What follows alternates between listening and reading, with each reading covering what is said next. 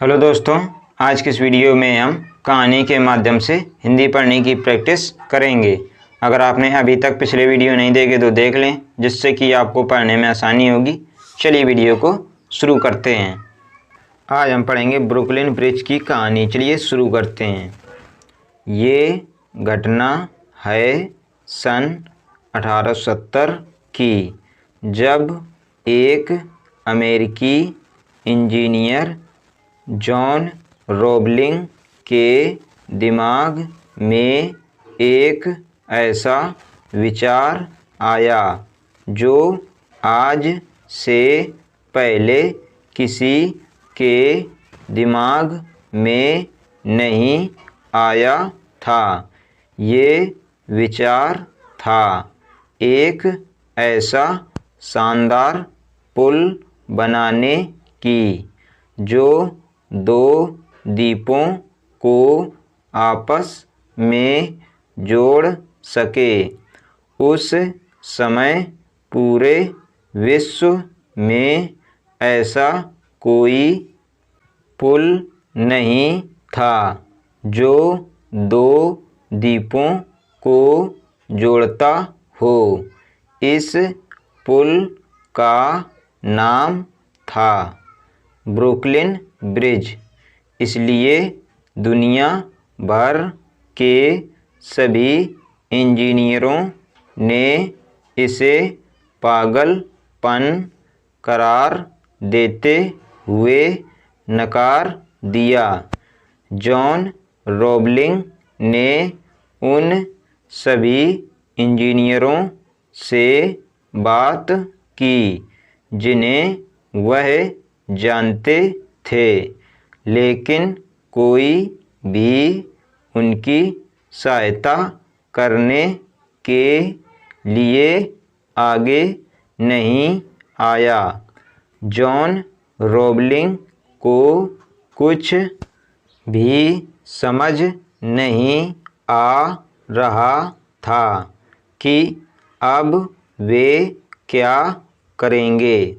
बहुत दिनों तक सोच विचार के बाद उन्होंने अपने पुत्र वाशिंगटन से बात की।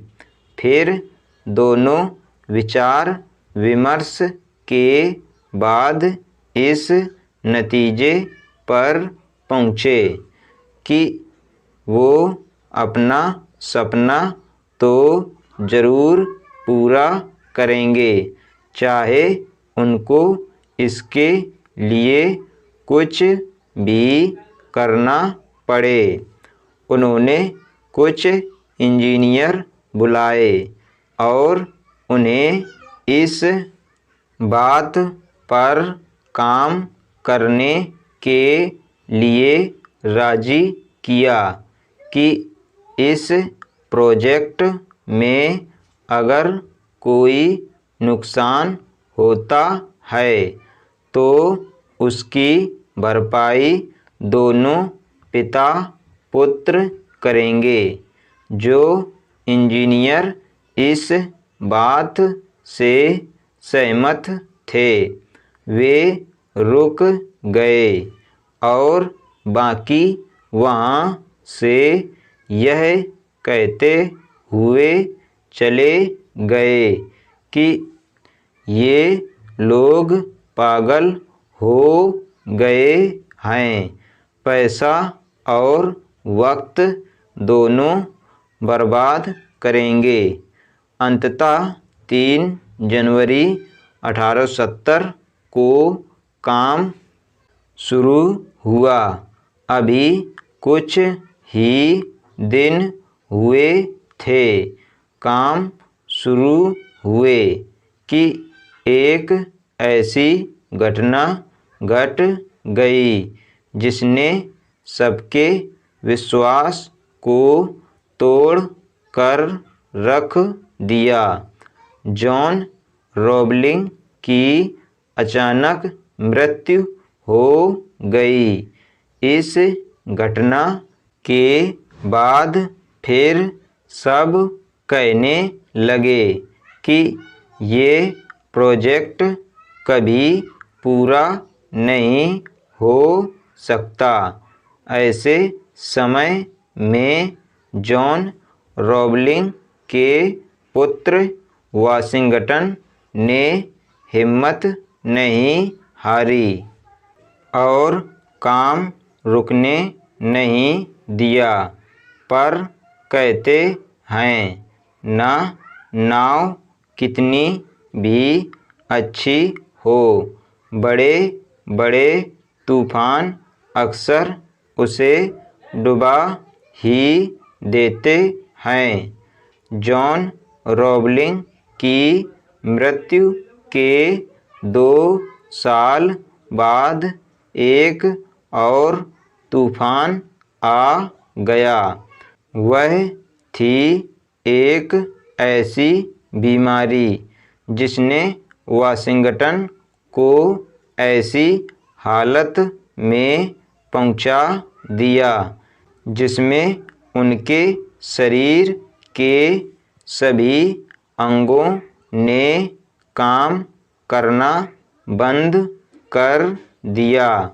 हालत इतनी खराब हो गई कि वाशिंगटन बोल भी नहीं सकते थे।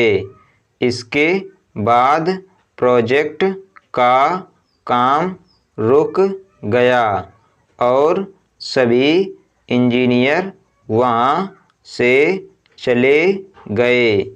वाशिंगटन भी इस हालत में खुद को लाचार पा रहा था।